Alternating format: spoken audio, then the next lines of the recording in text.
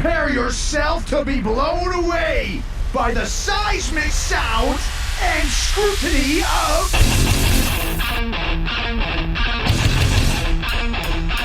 Aftershocks Podcast with Chris Aiken and Matt Hartnett.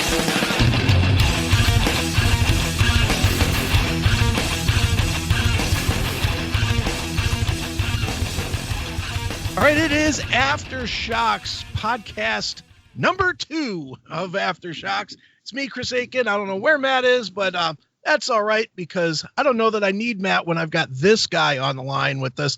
He is the main man, I guess, of the band Witchskull, a band that I'm going to be perfectly honest, I just discovered here in the last couple of weeks, but it has quickly become one of my favorites, playing that solid style of just heavy, doomy metal with a tinge of a modern flavor, but mostly if you liked Black Sabbath but you wanted to see progression, that is what I would call Witchskull. And on the line right now we've got Joel Green. Joel, how are you, man? Hey, really good, thanks, Chris. Thanks for having us. Sure. Well, Joel, as I said, I didn't know of Witchskull, probably because you guys are about, 10,000 miles away from me to where I haven't run into you at a club. But for those that are not initiated to Witchskull, why don't we start there with you maybe giving us a little history of the band and how you guys came to be. Yeah, okay. I'll try and be quick. Marcus, the guitarist and singer, we're a three-piece, but Marcus and I went through school together, so we've known each other since we were 8 years old and played in speed metal bands when we were 15. Marcus has a cousin, Caroline. She moved to New York and married a guy called Tony. Tony came back to Canberra, and so the only person Tony knew was Caroline's cousin, which was Marcus. So that's how the three of us got together. And, we started in 2014, and this is our third album and the second one to come out through Rise Above. Sure. Now, you guys definitely play a style of metal that is, I would say, is on the rebound. It was huge in the early 90s, and then it sort of went away, at least here in the States. Then it died down for a while, and now it has come back in the last 5 years or so with a vengeance, which probably is like perfect timing for the forming of your band, no?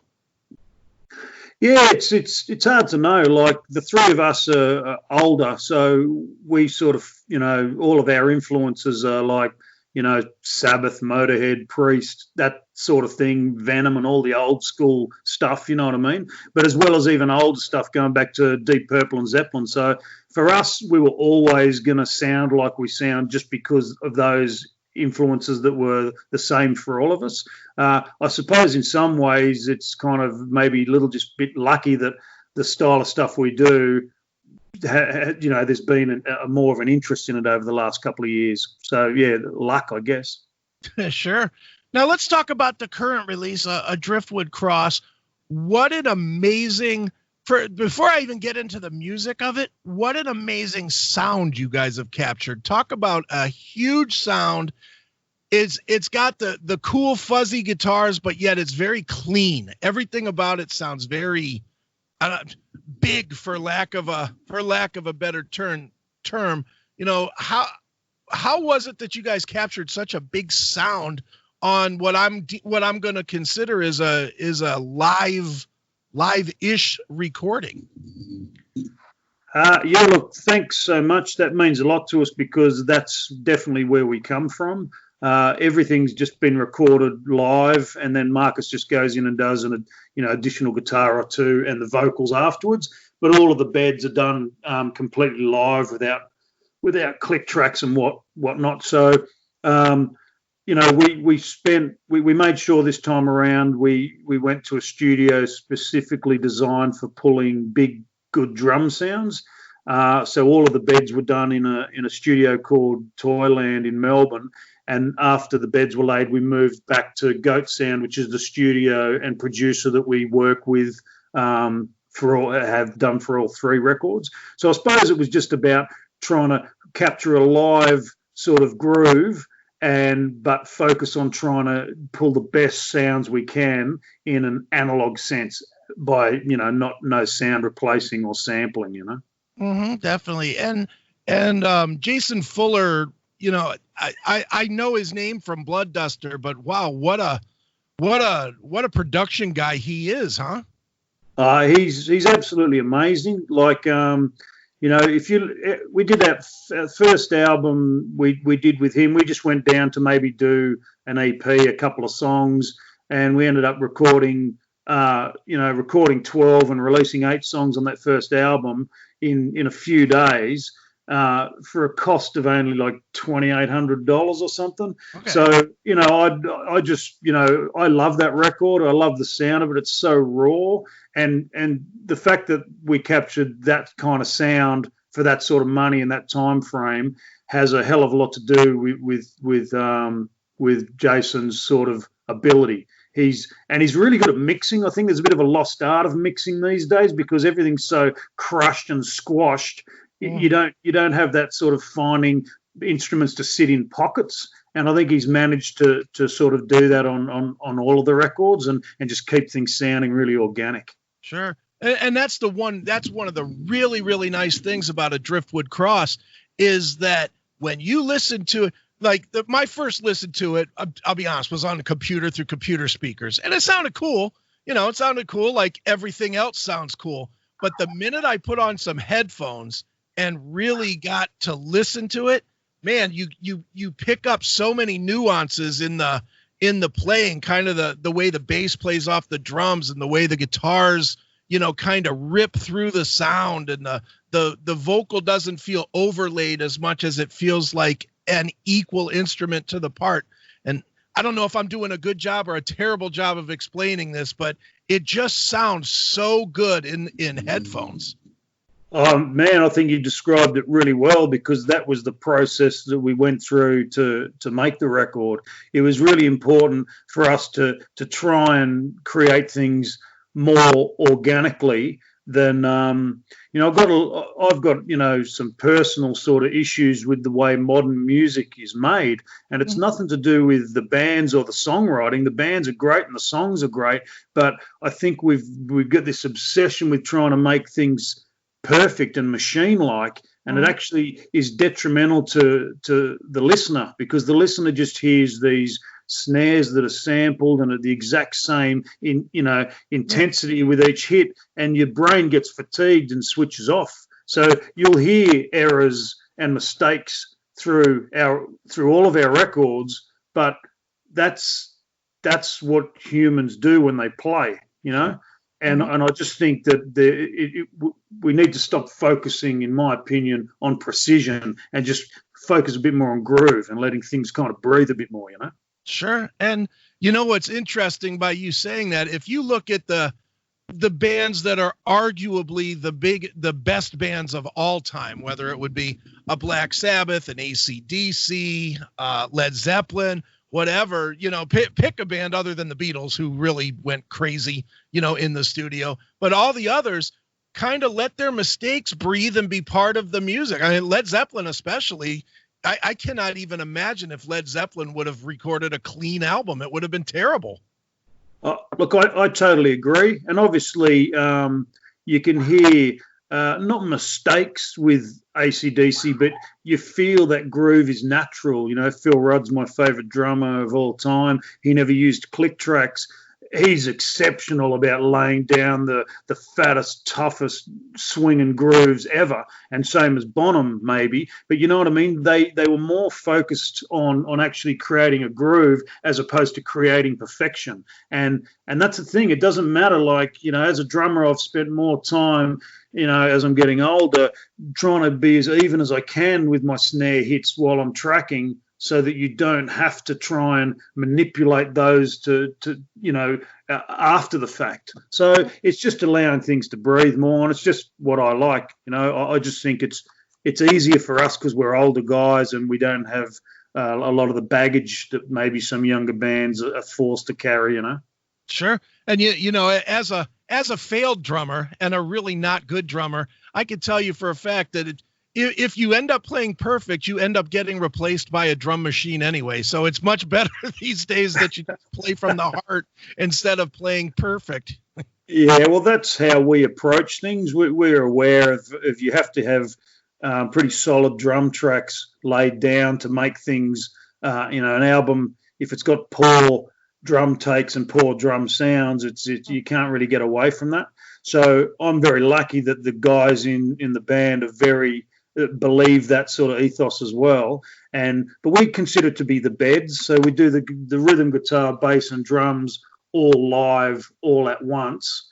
And then if there's a mistake, we just try the song again. But, some songs like This Silent Place that we just did the video for, that was the only take. We didn't even do another take in the studio. So that was weird, because we'd only finished the song a week before. We'd only played it a few times, and then all of a sudden that's the first single, and that was the only time we played it.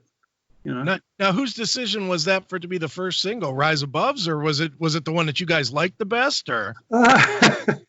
It's a couple of things. It's really different for us, and we just thought, you know what I mean? Because we don't answer to anyone, we just thought, well, let's put it out there. But it was also, we were very pushed for time with, for when the album was coming out, that we went for one of the shorter songs. So it was either going to be the second song or the third song, because they just happened to be the shorter ones. Sure. In the end, we just decided to go with something that was completely different to what we've normally done, just because we can. Yeah, absolutely. Well, talking about the album, which is called A Driftwood Cross for people that need to look it up, which is all of you. It's kind of, I don't want to say stylistically all over the map, but certainly it covers a lot of different ground. You have some really big, doomy, slow songs, but then at the same time you have faster stuff like Nero's Order, or even some more easily consumable stuff like Baphomet's Child as an example. Very, very catchy, very, you hear it one time and it like kind of, it's the proverbial bubblegum in your hair song that just kind of that groove sticks with you. Do you guys naturally write a lot of different styles, or is that just where you were when you were creating this music, that you were trying some different styles and different phrasing and stuff to come up with these songs? Yeah, we spend most of our time jamming ideas, so we don't tend to bring songs to the rehearsal space. Okay. A lot of stuff comes from just purely jamming, so that there's not even a riff there. And then what sometimes happens is Marcus will come up with a really good melody line, and then we know, hey, that vocal line really works. We want to stick with that. And then sometimes the riffs get written around the vocal line. So there's different ways. Some songs write quickly, some are longer, but we tend to not try and finish the arrangement. We let the songs breathe in the rehearsal space for as long as it takes, until all of a sudden we realize we've played the song the same way a few times, so we realize that the arrangement is complete. So it's always kept really open-ended and organic, and you can generally hear if the song needs something more or not if you live with them for long enough. So that's why I think it probably has a bit of an organic kind of feel to it, because they're written and recorded in a very organic sort of manner. So then the creative process then is very collaborative. It's definitely not lead guy and two guys that follow one guy, correct? It's very collaborative. Like, without a doubt, Marcus would bring the vast majority of riffs, and he also brings, all of the melodies. But there's definitely a thing that Tony and I do as a rhythm section that will often be very different to what Marcus's original idea may have been. So we sound as we sound because of all three of us being involved. But obviously we're very lucky. Look, Tony writes amazing riffs as well.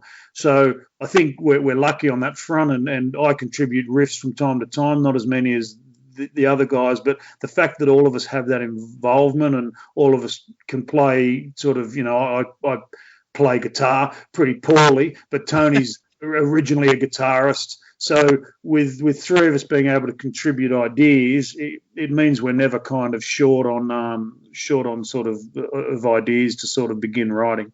Sure. I got to tell you, man, that's the formula for a band staying together for a long time. The fact that everybody feels like an equal partner and nobody feels like they're being dragged along. Absolutely. You know, we sort of grew up in the era where the Motorhead song, you know, all the Motorhead records were Kill Mr. Clark Taylor. Now, I'm guessing Filthy didn't write, you know, anywhere near as much as the other two. But I remember them once saying, we can't be turning up to rehearsals in Rolls Royces and Filthy turning up on his push bike. So we had to credit everyone the same. But you're right. I think if you have that sort of camaraderie, and we're more like a brotherhood, because we feel like brothers. I've been friends with Marcus since I was 8 years old. We fight like brothers. We hang out like brothers. You know what I mean? We can say anything to each other, and there's a connection between all three of us that's stronger than just three dudes in a band. You know what I mean? And at this age, it's even better because we're not trying to change the world. We're only trying to do what suits us, and it doesn't really matter to us if people don't like it, because we just do what the three of us like, and we're lucky to have a label like Rise Above support us and let us be whoever we are, you know. No question. Now, I did read in your press, so I'm gonna take that for whatever that's worth, because I know how these press releases sometimes are written without you guys knowing anything that's in them. But it says that a lot of times Marcus comes into the music with lyrics that are very deep in meaning, and a lot of times you have no idea what he's writing about. Is that true? And B, if that is true, are you comfortable with that, or is it just easier to go with it than to try and decipher if what he's saying is what you would want to say musically? Look, that's very true. I think Marcus is an unbelievably unique talent. There's no two ways about it. I think the style of his voice, the melodies he comes up with, and the way, not just the melody, but the way he phrases them, as well as the way he plays guitar and the way he phrases his guitar. He's a kind of really sort of eclectic mix between Hendrix and Page, yet he's just got this sort of punk or real feralness to his playing that just makes him really unique. He's got a looseness like Page, but he can play like, you know, you don't often hear it on the albums, especially on this new album. There's very little, for whatever reason, just the way we were writing, there was less really full-on leads on it. But, man, he does things in the rehearsal space that just beg a belief. He's just an unbelievable player and an incredible talent. So when he writes lyrics, and they're very unique as well, you know, sometimes he sort of tells us where he's coming from, but other times we've got no idea. And, you know, I never question it or sort of say, hey, that word's a bit weird. You know, it's just however he interprets what he's trying to say. He says a lot of it's abstract and just comes from sort of different thoughts. And when he writes them, he does it purely off the cuff and doesn't spend too much time agonizing over lines. They just naturally flow out of him in a sub or unconscious sort of thought pattern, and it just works. He's just, you know, he's trippy. It's really worth reading. It's great for us when me and Tony finally sit back and read the lyrics and kind of go, oh, is that what you're saying? I didn't even know that's or what does that mean? Sometimes he'll tell us, and sometimes he goes, I don't know, it just came out and it just really fits. And it means something, but I don't know what. So I like that. Marcus, sorry to interrupt you. I won't go, but Marcus also says with songs he feels like a band is just a conduit. He believes that it's out there, and you just have to channel that through the energy you have as a band playing. Sure. Now, whether it's true or not, I like to sort of think that concept is true. So you just kind of roll with it and see what happens. Absolutely.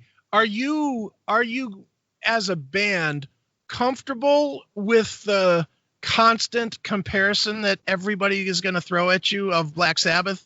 You know, because on the one hand, obviously there's no greater compliment a band could have in doing what you do than to be compared to Black Sabbath.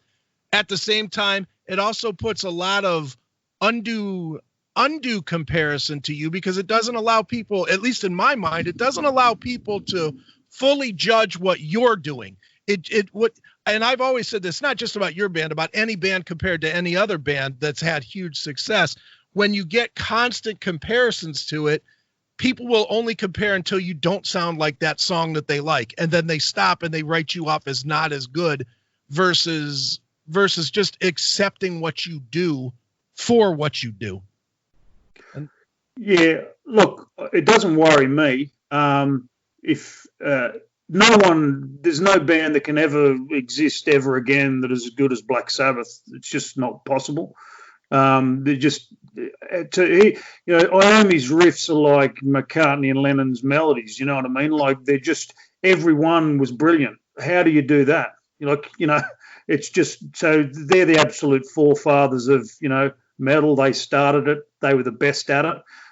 We've been described a lot of ways. One that I thought was interesting, I once heard somebody say, it's like if Motorhead were playing Sabbath, but with the rhythm section of early AC/DC. Now, not that we're as good in any way as any of those bands, but it sort of shows that we have the simplicity of our rhythm section mixed with the feral chaos and mongrel of Motorhead playing Sabbath riffs. So if you kind of blend all of that together, for me personally, they're the three greatest musical entities of all time. So if someone's going to compare you to those three, then that's not a bad way to go.